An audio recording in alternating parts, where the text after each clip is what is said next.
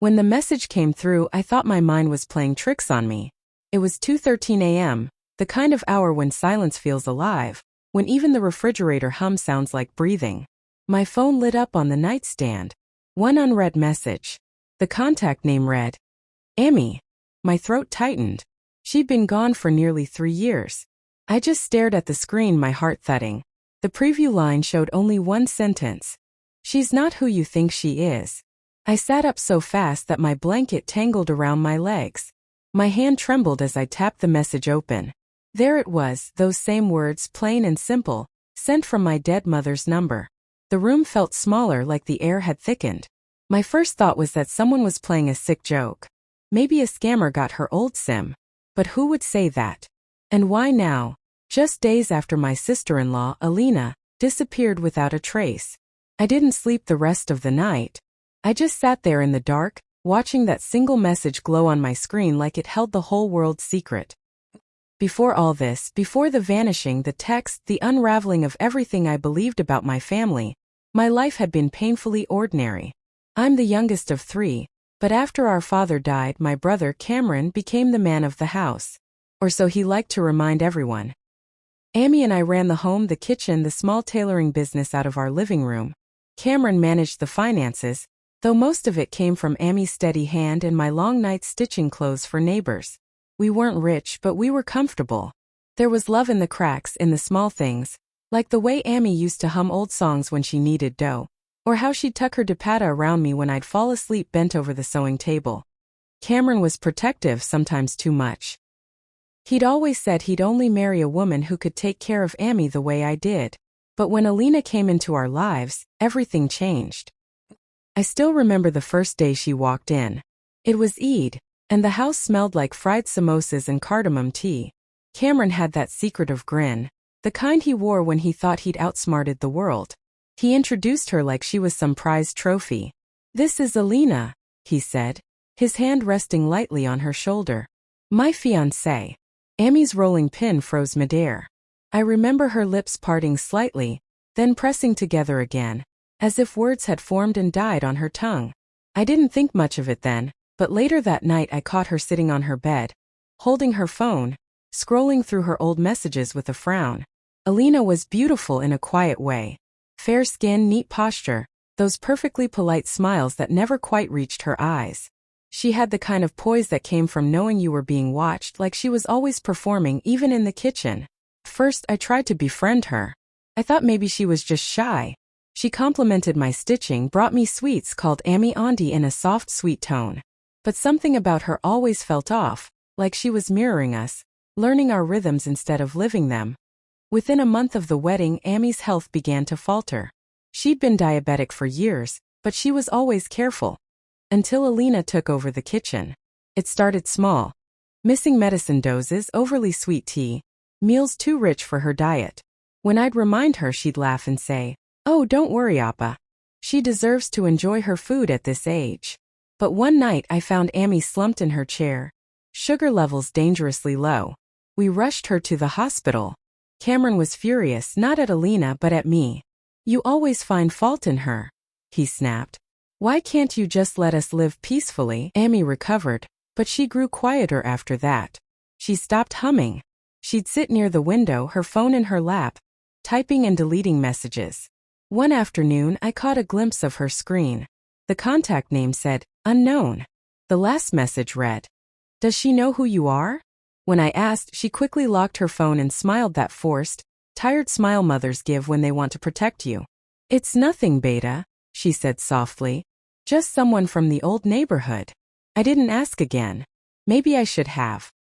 Amy passed away 6 months later. Peacefully, they said. I was the one who found her. Sitting in her chair, hands folded in her lap, as if she'd just drifted into sleep. That day broke something in me.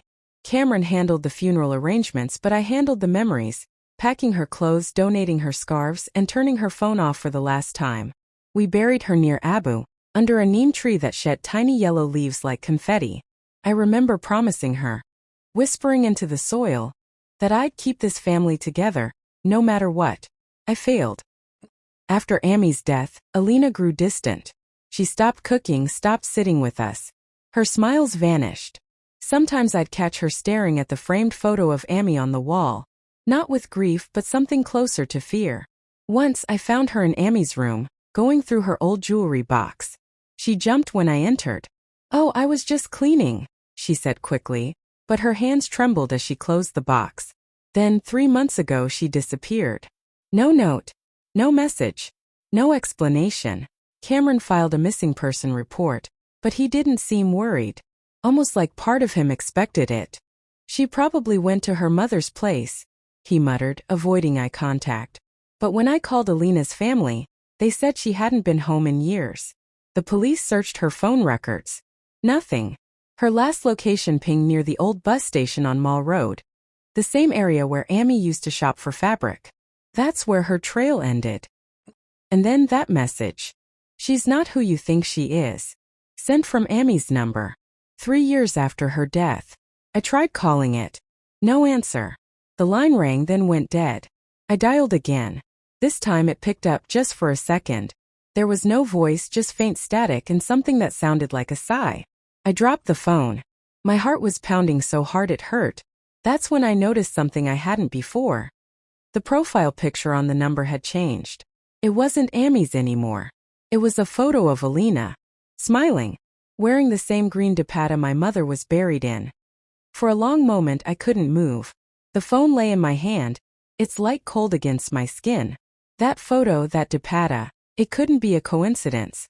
I'd packed that green dupatta myself in the shroud before we buried Amy. And yet there it was, draped around Alina's shoulders. I spent the rest of the night pacing the small rectangle of my room, my thoughts spinning between fear and disbelief. How could Alina have access to Amy's number? Who had that SIM? And what did that message mean? "She's not who you think she is." By sunrise, my eyes were burning from exhaustion, but my mind was sharper than it had been in months. I needed answers. The next morning I made breakfast for Cameron. He came into the kitchen looking half awake, half irritated, scrolling through his phone like the world revolved around his screen. "You look terrible," he said, pouring himself tea. "Did you sleep at all?" "Not really," I replied, forcing my voice to sound casual. "I was thinking about Alina." He groaned. "Again? Appa, please. The police said there's no foul play. She's probably just taking time away. Without her phone? Without money? Without calling you even once in 3 months?" I asked. He froze for half a second, a flicker, then shrugged. "Maybe she doesn't want to be found." The way he said it made something twist in my chest. It wasn't grief in his tone, it was resentment. I wanted to tell him about the message, but something held me back. Maybe it was fear that he'd think I'd lost my mind. Or maybe a part of me didn't trust him anymore. So instead I asked, "Do you remember what we did with Amy's old phone?" He looked up. "The one with the cracked screen? I gave it to the phone shop guy after she passed." "Why?" "No reason," I said quickly, pretending to sip my tea. But my heart was racing. Later that afternoon, when Cameron left for work, I went through his desk drawers. Not because I was proud of it, I hated the feeling of snooping, but because something deep inside me whispered that I wasn't safe trusting anyone's words anymore. Receipts, bills, bank statements, nothing unusual. Until I found an envelope tucked behind the warranty papers. It was addressed to Alina. No stamp, no date. Just her name written in Amy's handwriting. My breath caught. I opened it carefully. Inside was a single folded note. The ink had smudged at the edges as if from tears. "If he ever finds out the truth, go to the old shop. The red door. Tell her I kept my promise." That was all. I stared at the note until the words blurred. The old shop? Red door? And who was her? There was only one place that came to mind. Amy's favorite fabric shop in the old market near Mall Road. The same area where Alina's phone last pinged before she vanished. The next day I went there. The streets were alive with sound, rickshaw horns, bargaining voices, the clatter of metal shutters. It smelled like dust, spices, and something faintly sweet like roasted peanuts. I passed the fabric stalls, searching for a red door. Most of them were blue or gray, peeling from years of sun. I was about to give up when I saw it, at the very end of the narrow lane, half hidden behind a fruit cart. A small wooden door, painted deep crimson, faded around the edges. No shop name. Just a single word. carved into the wood. Zarka. The name sent a jolt through me. I'd heard it before, whispered once by Amy during her last days. If anything happens, call Zarka. I thought it was a neighbor, maybe an old friend. I pushed open the door. A small bell tinkled overhead. Inside, the air was thick with incense. Rolls of fabric lined the walls, silk, cotton, velvet. Behind the counter stood an older woman, maybe in her 60s, wearing thick glasses and a pale gray scarf. She looked up. Yes, Beta. Are you Zarka? I asked hesitantly. Her expression didn't change, but her hand stilled on the counter. Who's asking? My name is Hira, I said softly. You knew my mother, Shaheen. For a heartbeat, she said nothing. Then her face softened and her voice dropped. Shaheen's daughter? I nodded. She sighed deeply and motioned for me to sit. I was wondering when one of you would come. My pulse quickened. You knew her well? Zarka smiled sadly. We were more than friends, child. We were bound by a secret neither of us could ever speak about. What secret? I asked. She studied me for a moment, as if deciding whether she could trust me. Then she said quietly, about Alina. My breath hitched. You knew her. I knew who she used to be, Zarka said. Before she became your brother's wife. The air seemed to leave the room. What do you mean? Zarka turned away, opened a drawer beneath the counter, and took out an old photograph, faded, creased at the corners. It showed two young women standing in front of this very shop, arms around each other. One was my mother, unmistakable in her youth, radiant, confident. The other woman was Alina, except younger, and the back of the photo had a different name scrawled in pen. Farah. That's not possible, I whispered. Alina would have been a child back then. Zarka nodded slowly. That's what she wanted everyone to think. I sat there frozen as she continued, her voice low, almost tender. Your mother and Farah were inseparable when they were young. They grew up together here in the market. But Farah always envied Shaheen, her kindness, her beauty, the way everyone adored her. When your mother married your father, Farah disappeared. We thought she moved abroad. She looked straight into my eyes. But she didn't. She changed everything about herself. Her name, her papers, even her face. I felt dizzy. You're saying, Alina isn't Alina? Zarka nodded. She's Farah's daughter, or at least, that's what she claimed to be. But your mother suspected it was Farah herself, using a new identity. They fought once here in this shop. After that, your mother cut all contact. I could barely breathe. Then why did she let Cameron marry her? She didn't know, Zarka said quietly. Farah hid her past well. It was only after the wedding that Shaheen realized who she was dealing with. Outside, the call to prayer began, echoing down the narrow lane. I sat there, trembling, clutching the photograph as the world tilted around me. If what Zarka said was true, then my brother's wife, the woman we'd welcomed into our home, had been tied to my mother's past all along. And my mother had known. The message, the warning. She's not who you think she is. It all started to make sense. But one question still burned in my mind. If Alina or Farah was behind all this, why had she disappeared? And what promise had my mother kept? As I left the shop, the evening air hit me like a wave. I looked down at the phone in my hand, the same number that had sent that haunting message. Another text appeared right then, as if on cue. Stop digging, Hira. You won't like what you find. My skin went cold. The sender? The same number. My mother's number. I stood frozen in the middle of the narrow street, my phone trembling in my hand. The air around me felt thick, like the world itself had stopped breathing. That message, those words. Stop digging, Hira. You won't like what you find. It wasn't just a warning. It was a threat. I looked around quickly. The market that had felt so alive a few minutes ago now seemed different, darker, almost watching me. Every glance from a shopkeeper felt loaded. Every passing motorbike sounded like it slowed just a little too long beside me. I forced myself to move, pushing through the crowd until I reached the main road. My heart was beating so hard that I could hear it echoing in my ears. Someone had access to Amy's old number. Someone was watching me. That night I barely slept.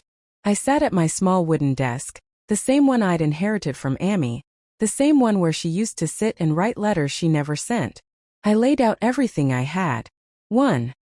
The text messages from Amy's number. 2. The photo of Alina wearing Amy's dupatta. 3. The note in Amy's handwriting, if he ever finds out the truth. 4. The photograph Zarka had given me of Amy and Farah. The pieces were starting to fit together, but the picture they formed was something I couldn't yet face. I whispered into the quiet room. What did you do, Amy? What did she do to you? But the walls, like always, stayed silent. The next morning, Cameron noticed my mood. He was sitting at the breakfast table, scrolling through his phone again, his constant escape. Why do you look like that? He asked without looking up. Like what? Like you've seen a ghost. I laughed softly. Maybe I have. He frowned at that but said nothing more. He grabbed his keys and left for work. As soon as the door shut, I opened his laptop. I didn't want to do it, but every part of me knew something was wrong. The password took me a few tries, but I guessed it eventually. Alina's birthday. What I found made my stomach drop. There were dozens of saved folders. Old photos, financial documents, and a folder named Zarka Fabrics. Inside were scanned documents, passport copies, birth certificates, IDs. All of them belonged to one woman. Name Farah Bibi. Birth year 1977. Mother's name Shaheen. I stared at the screen. My mother's name. And then I saw it, one more file at the bottom. A marriage certificate. Farah Bibi, married to Abdul Cameron. My brother's name. The date? 12 years ago. I felt my blood turn cold. That was before Cameron had even told us he'd met Alina. I printed the document, hands shaking, and went straight to Zarka's shop. She looked up as soon as I entered, as if she'd been expecting me. You shouldn't have come back so soon, she said quietly. It's not safe. I placed the printout on her counter. You knew this, didn't you? She looked at the paper, sighed deeply, and nodded. I hoped you'd never find that. Tell me the truth, I demanded. Who is she? What did she want from us? Zarka poured 2 small cups of tea before answering. Her hands were trembling slightly. Your mother loved a man named Abdul Rahim, she began, before she met your father. But her family forced her to break it off. Rahim married another woman, Farah. She couldn't bear that Shaheen had moved on, had built a happy life. So she swore to destroy it piece by piece. I stared horrified. You're saying? She sent her daughter first, Zarka continued, to befriend your family to watch. But when the daughter died in an accident, Farah took her place. Surgery documents a new name, Alina. By the time your brother met her, she'd become someone else entirely. My throat went dry. But why marry Cameron? Zarka looked at me sadly. Revenge, child. She wanted to ruin what your mother cherished most, her son. It felt like the ground had vanished beneath me. All those family dinners, those warm smiles, the way Amy used to look at Alina with quiet suspicion. It all made sense now. And then Amy's last words before she died echoed in my mind. Promise me, Hira. No matter what happens, protect your brother. Tears filled my eyes. She'd known all along. She just couldn't tell me. That night I confronted Cameron. He was sitting in the living room, half drunk, the TV light flickering across his face. Cameron, I said quietly, holding out the printed paper. Who is Farah? He looked up, confused at first. Then his expression changed, fear then anger. Where did you get this? So it's true, I whispered. He stood abruptly, his chair scraping against the floor. You've been digging through my things? I'm trying to save you. I cried. She wasn't who she said she was. Alina Farah, she lied to you, to all of us. She was our mother's enemy. He laughed bitterly. You sound insane. I stepped closer. Then why did you hide the documents? For a long moment he didn't speak. Then he sat back down, burying his face in his hands. I knew, he said finally, his voice cracking. I found out 2 years ago. I froze. What? He looked up at me with hollow eyes. She told me everything. But by then, I didn't care. I loved her. I thought I could fix her, make her forget the past. But your mother, she wouldn't stop interfering. So you fought with Amy, I whispered. He nodded slowly. That night, before she died, they argued. She said she'd expose Alina. And then she fell. My body went cold. What do you mean fell? I asked quietly. Cameron's eyes filled with tears. She slipped. It was an accident. I swear. But something in his tone, something small and sharp inside me whispered that he wasn't telling the whole truth. As I walked back to my room, the house felt different. Heavier. The walls seemed to hum with the weight of secrets. When I turned on the light, I noticed something new on my desk. A small white envelope that hadn't been there before. My name was written on it. I opened it with trembling hands. Inside was a single photo. Alina, or Farah, standing in front of a hospital door, holding what looked like a newborn baby. On the back, in Amy's handwriting, were 3 words. He isn't yours. The room spun. My vision blurred. Who wasn't whose? What had Amy meant? I sank to the floor, clutching the photo as realization crept through me like poison. The secret wasn't just about the past. It was about a child. And maybe, just maybe, that child was the reason Alina disappeared. I don't remember how long I sat there on the cold floor, that photo trembling in my hands. The edges of it were soft and worn, as if someone had touched it 1,000 times before. Amy, maybe. Her handwriting on the back was still neat, careful, deliberate. He isn't yours. Those 3 words echoed in my mind like a slow drumbeat. He isn't yours. The more I repeated them, the more they twisted, reshaped, and sharpened inside me until the truth began to flicker like a terrible light. There was a child, one I didn't know about. And if Amy had written those words, it meant she'd discovered something before she died. Something so devastating that it had haunted her to the end. By morning, I couldn't keep it inside anymore. I drove to the hospital printed on the photo, St. Jude's maternity wing. The receptionist looked up politely as I approached. Can I help you? I showed her the photo. I'm looking for this woman.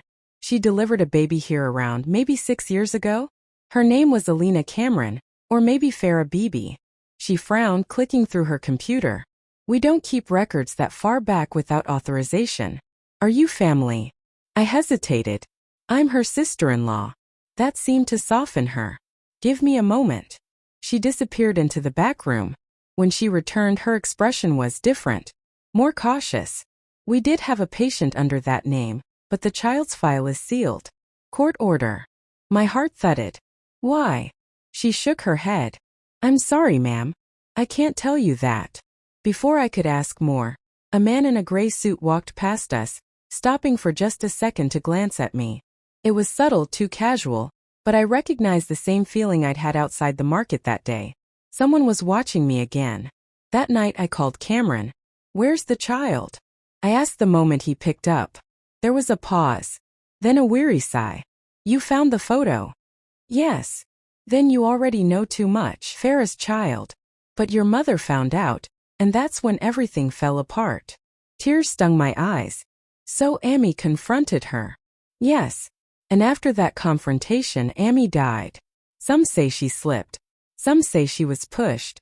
No one knows for sure. I pressed my palms against my face, shaking my head.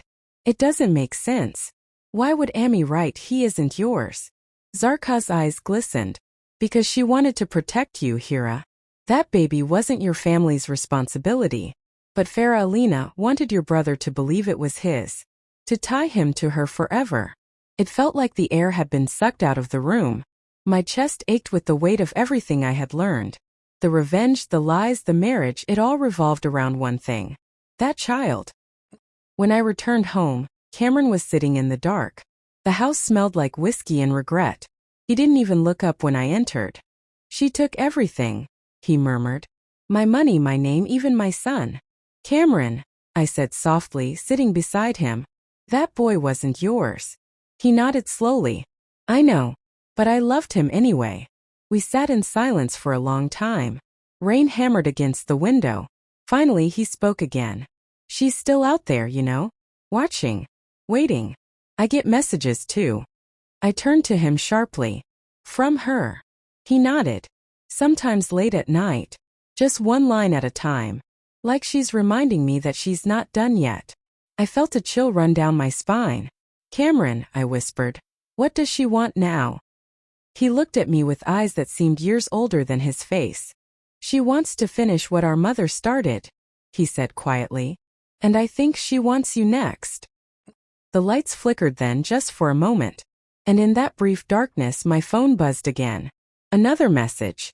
Same number. You're getting close, Hira. Meet me where it all began. The location attached to the message made my heart stop. It was our old family home. The one we'd left after Amy died. The house where everything had ended. The road to our old house had changed since the last time I'd driven it. Shops had turned into apartments, the dusty lane now paved with gray stones, but the air, it still smelled the same. Of damp earth, rusted iron, and memories that refused to die. The house sat at the end of that lonely street like a ghost that hadn't realized it was dead. The paint had peeled, the windows were black holes, and weeds crept up through the broken gate. For a moment I sat in the car watching the front door, half expecting my mother to walk out with her shawl wrapped around her shoulders, scolding me for being late. But the door stayed closed. The rain had started again, light but steady. I pulled my coat tighter and stepped out.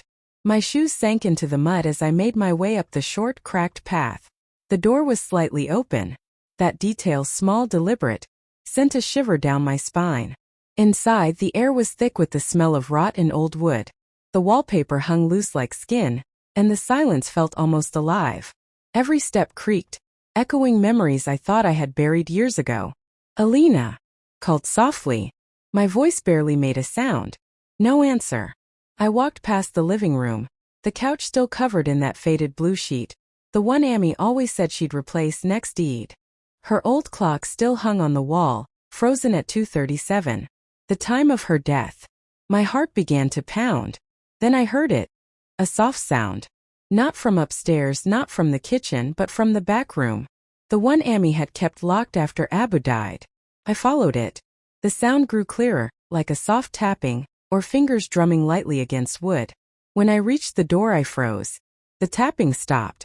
Come in, a woman's voice said from inside. The door creaked open, revealing a single candle burning on a small table. Its flickering light cast long shadows on the walls.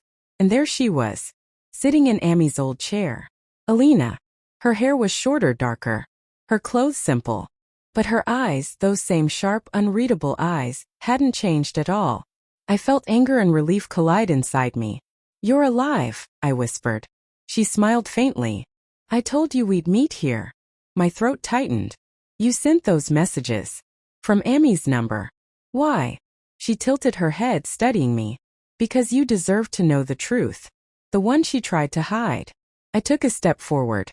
I know about the baby, Alina. About Rahim. About what you did to my brother. Her smile vanished. What I did, she said, her voice suddenly sharp. Do you even know what your mother did to me? I hesitated. She tried to protect Cameron. She destroyed my life. Alina snapped, slamming her palm against the table. The candle trembled, wax spilling down its side. She made Rahim choose between us. When he died, she took everything he left me. The house, the insurance, even the baby's future. She said I wasn't family. I stared at her, trying to find a lie in her voice. But there wasn't one, only pain, raw and burning. She wrote you those letters, I said slowly. The ones you found after she passed. Yes, Alina said, her voice softer now. She wanted to make amends, but she died before she could. So I came back. I used a new name. I married Cameron, not to hurt him, but to understand what kind of woman your mother really was. My breath caught. You married him for revenge. Her eyes glistened. At first, yes. But then, I saw the same loneliness in him that I had carried for years. And the same blind loyalty you still carry. Tears burned my eyes, but I didn't let them fall. You used us, Alina. You lied to everyone. You made him believe that child was his. She looked down. I needed him to love the child. I didn't want my son to grow up fatherless like I did. For a moment, neither of us spoke. Only the sound of rain dripping through the broken roof. Then she whispered, Do you know what she said to me before she died? I shook my head. She said, He isn't yours. I thought she meant the baby, but now I realize she meant Rahim. He never belonged to me either. Her voice broke on that last word. and she pressed a trembling hand to her mouth. Something inside me shifted then, pity maybe, or the faint echo of understanding. She hurt us all, I said quietly. You, Cameron, even me. But she's gone, Alina. We can't keep living in her shadow. Alina looked up, eyes glistening in the candlelight. You sound just like her, you know? Always trying to make peace. I'm not her, I said firmly. The wind howled through the broken window, and the candle flickered violently. Alina stood, moving toward me. You could be, she murmured. You could take what she left behind. Make it right. I stepped back. What are you talking about? She smiled, a sad, almost resigned smile. Cameron's money. The business. The house. He still trusts you. You could give me what I was denied. You owe me that. My stomach twisted. You're still after revenge. She shrugged. Revenge is just another word for balance. There it was, the glint in her eyes that I'd seen from the very beginning. The cold determination of someone who had long since crossed the line between grief and hatred. I shook my head slowly. No. This ends here, Alina. For a moment I thought she might attack me. But instead she laughed softly, bitterly. You really think it ends because you say so? She walked past me, her perfume faint but familiar, the same one Amy used to wear. At the door she turned. Tell your brother I forgive him, she said. But forgiveness isn't the same as forgetting. Then she was gone. When I stepped outside, the rain had stopped. The sky was pale gray, the kind that hides the sun completely. I stood there for a long time, staring at the house that had once been home, now just a memory soaked in lies. Cameron stopped going to work. He'd walk aimlessly, scrolling through old photos, voice messages, her wedding sari still hanging in their closet like a ghost that refused to leave.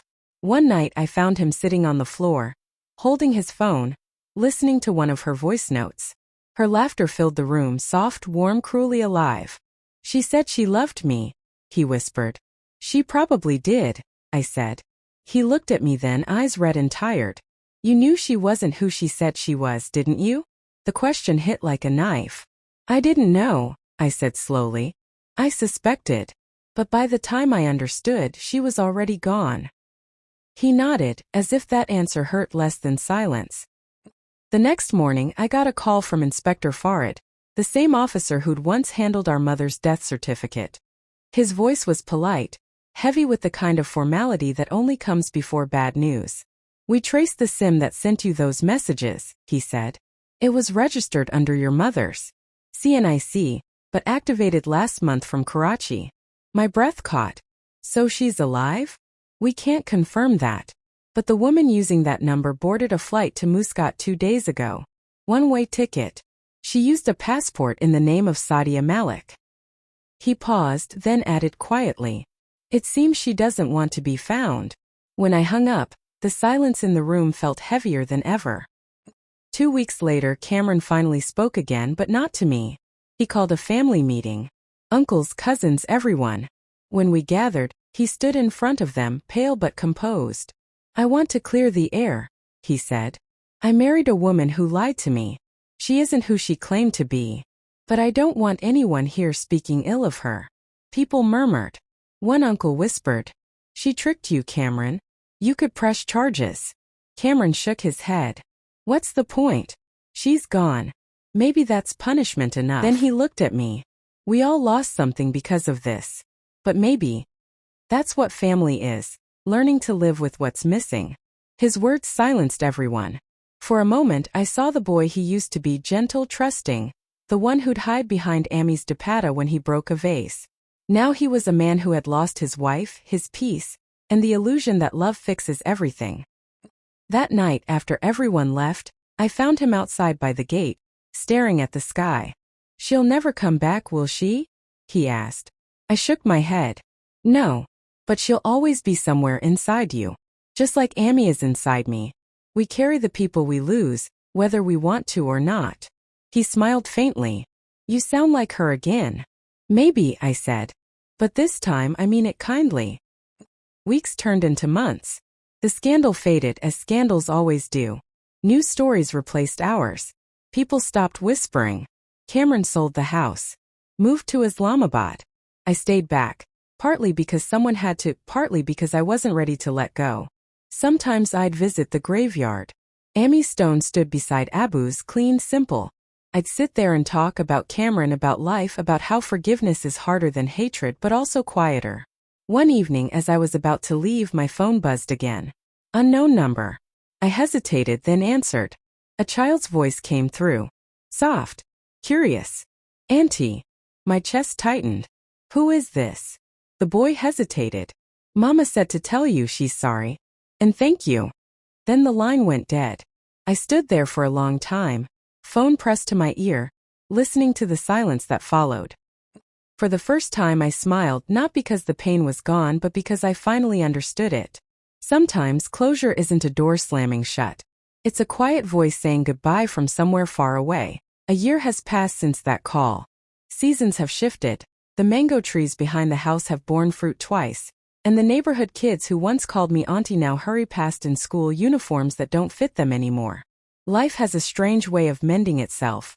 Not neatly, not completely, but enough to keep going. I live alone now in a smaller place on the edge of town. It's quiet here. Some mornings the silence still feels heavy, the kind that used to suffocate me. But these days it feels like peace. Cameron calls every Sunday.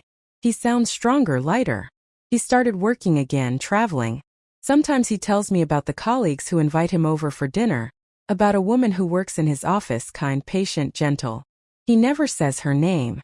I never ask. Last week he sent me a photo, him smiling by a beach, holding a cup of tea. I couldn't help but think how much he looks like Abu when he was young. Steady eyes, quiet strength, the kind of calm that only comes after storms. Maybe that's how healing works. Not in grand gestures but in small everyday moments. A call, a smile, a shared silence that doesn't ache anymore. I found my own rhythm too. I started teaching English at a local community center, mostly women who never got to finish school. Every time I watch one of them write her name correctly for the first time, I feel something loosen inside me, like I'm rewriting my own story through theirs. There's a girl named Sana, 19, shy, soft-spoken. She reminds me of Alina in a way that hurts and heals at the same time. She once told me, "Miss, people think lying makes you bad, but sometimes it's just what you do when truth feels too dangerous." I didn't correct her. I just nodded, 'cause maybe she was right. Some nights when the electricity cuts out and the room goes dark, I light a single candle, the same brass holder that once sat in Amy's kitchen. Its flame trembles like her voice used to, soft but steady. I think of her often now, not with anger, not with confusion, but with the kind of tenderness you save for someone who was both wrong and human. Maybe she knew everything all along, about Alina, about her past, about the tangled web that connected them.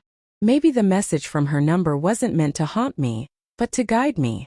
Maybe that was her final act of protection. It's strange how the dead can still mother us.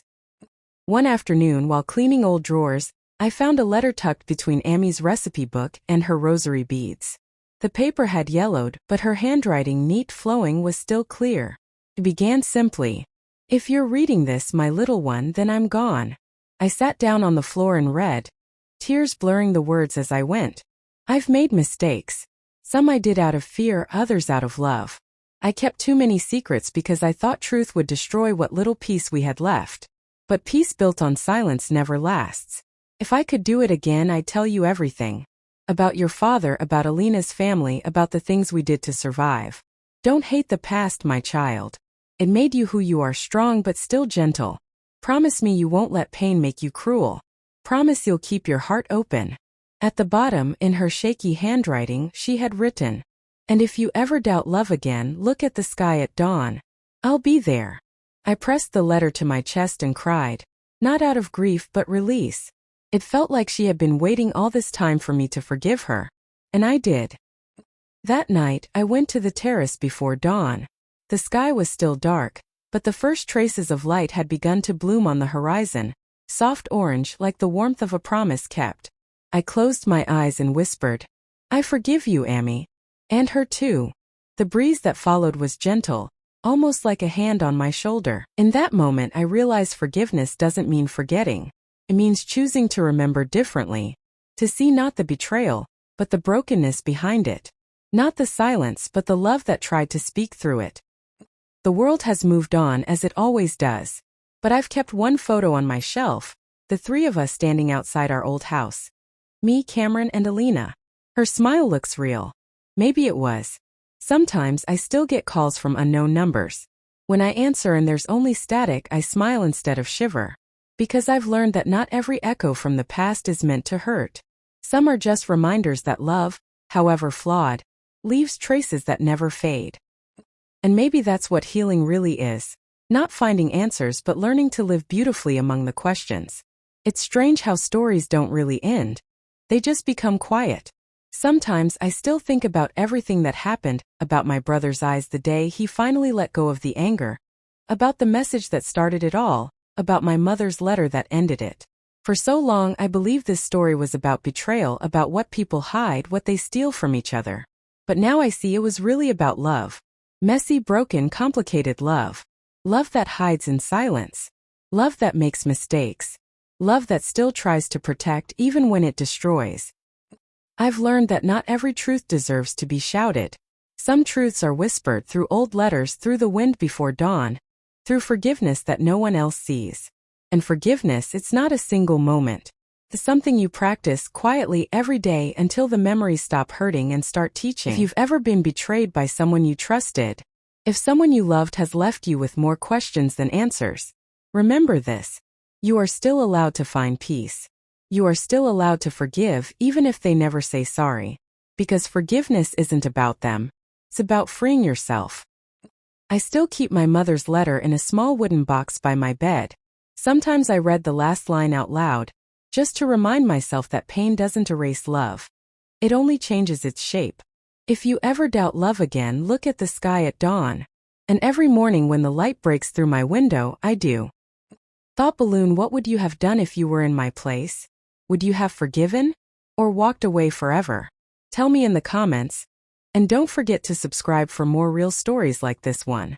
Because sometimes the stories we tell are the only way to keep our hearts alive. Red Heart.